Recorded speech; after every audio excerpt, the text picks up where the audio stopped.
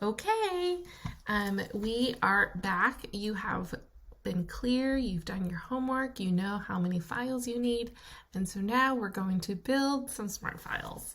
You can see here I'm on a demo account because I wanted to be able to mess around and not do too much in my own account. So I wanted to show you the flexibility of each account and of each file that you can make for yourself. And it can be as simple and as complex as you want it to be. So we're going to take the same file and see it in two different ways. So in the legacy format, this is a sweet client who has allowed for me to use the packages that we made for her a while back. And she let me kind of show you what we did. So this is a brochure. This is in legacy form, okay? And we took this and converted it to smart files. So one more time, we're going to click the Try Explore Smart Files. It was converted. And on the most simple, that's not the right one. On the most simple one, we would come here and say, it's going to look like this one. Oh wait, mentorship. Okay, so when it converts, it could be really easy. It's the same. And it could look like this. It's going to convert and be just fine. This is a very usable brochure, and you don't need to make this complicated. What we did here is we clicked on the block, we expanded the background color so that it filled the whole box, so that it just gave it a little bit of depth and dimension. When you clicked on the services block, what we did here is we just made it very optional. We did not make it mandatory, which you can by toggling this if you want to, and by clicking on the margin here. And we just said here, this is who we are. This is a very usable brochure just by converting it. So don't be overwhelmed. You don't have to go nuts if you don't want to. If you click on the next button, just as a review, you can change the text here to say done. Okay, all of that converts over. Now, if you wanted to make it a little more complex, you can. And again, you can have super different ideas, which is great. Go nuts, be creative, etc., etc. You can do whatever you want here.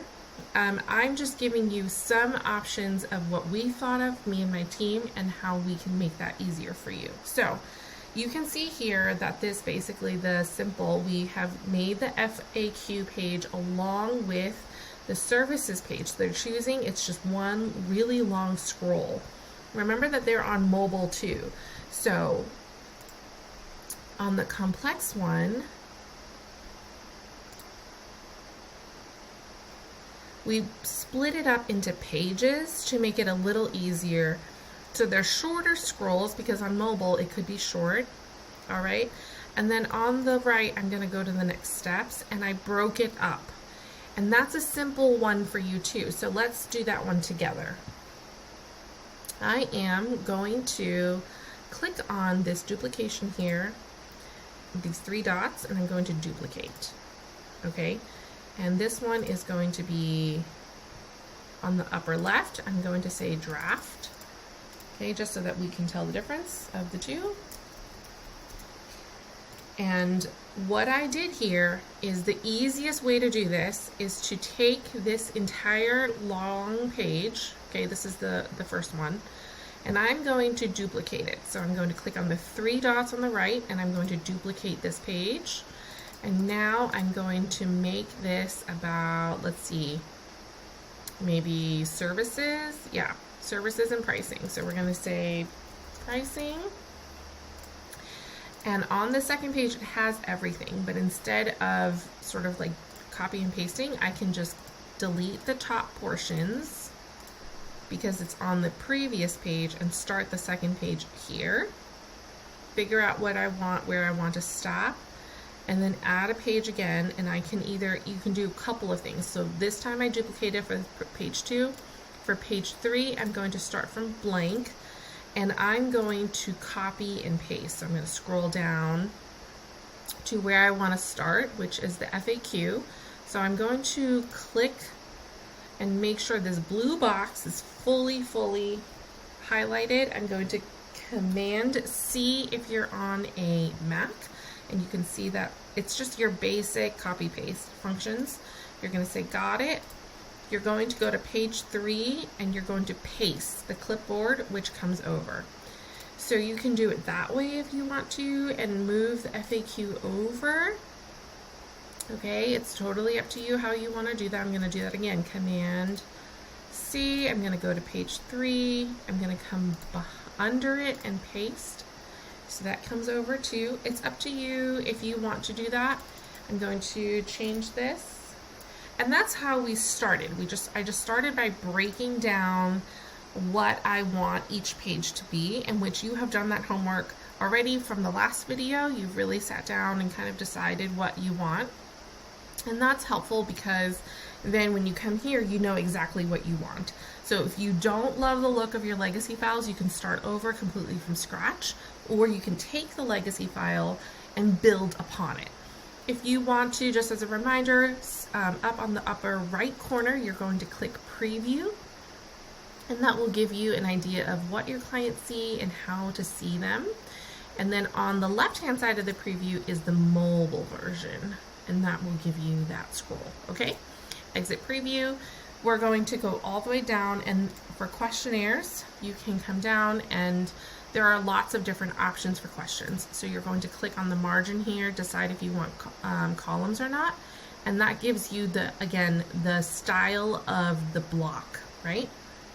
If you click on the actual question, it will let you change the actual settings for the question itself. So that's the differences between clicking between the two different places. And then you can change if you want it to be like a radio dial, a multiple choice checkbox, a date picker, or a drop down. And then you can even link it to a field. So if you were saying that this is a location question here, okay, see how this is two different blocks. So if this is a location question, I now have to set it and say link this, and this is going to be about address. Link question, done. So then that will pull into the details tab of your project workspace. It's there for you if you want that. Okay, and then if you didn't want this gap, remember, just as a quick reminder, you can do the plus symbol, the smaller one, not the big one, the smaller one here, and then you can put a question in that way.